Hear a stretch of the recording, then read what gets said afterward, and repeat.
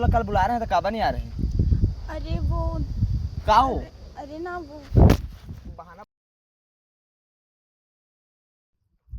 एक बार में थोड़ा समझ नहीं आए, हमेशा कोई चीज बहाना तो।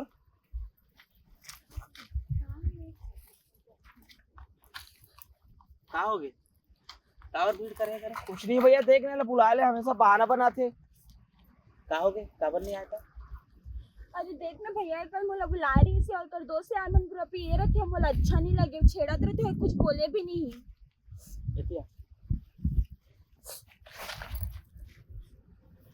अरे जब प्यार करते हो तो प्यार की इज्जत करे, नहीं जाना का?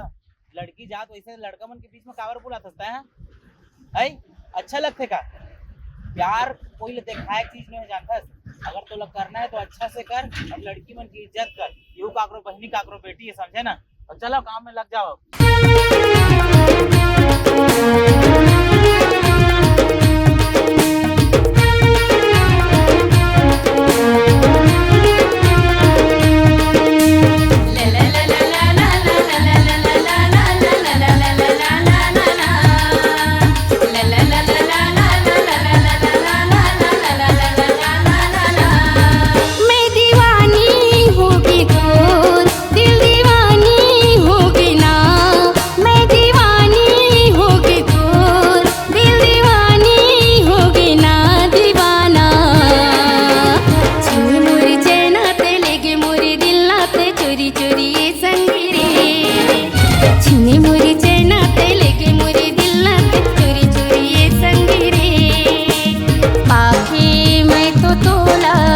नसीब होगे रे दिल के मुरमायारू तोर करीब आके रे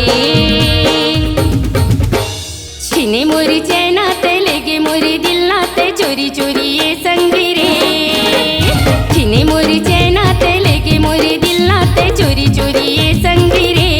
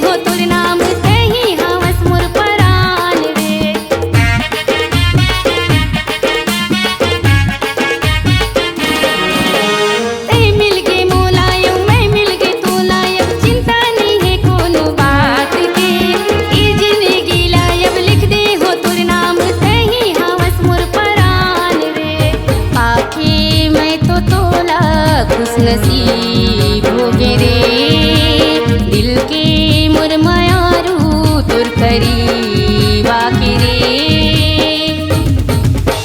छीने मोरी चैना ते लेगे मोरी दिल नाते चोरी चोरी ये संगी रे छीने मोरी चैना ते लेगे मोरी दिल नाते चोरी चोरी ये संगी रे।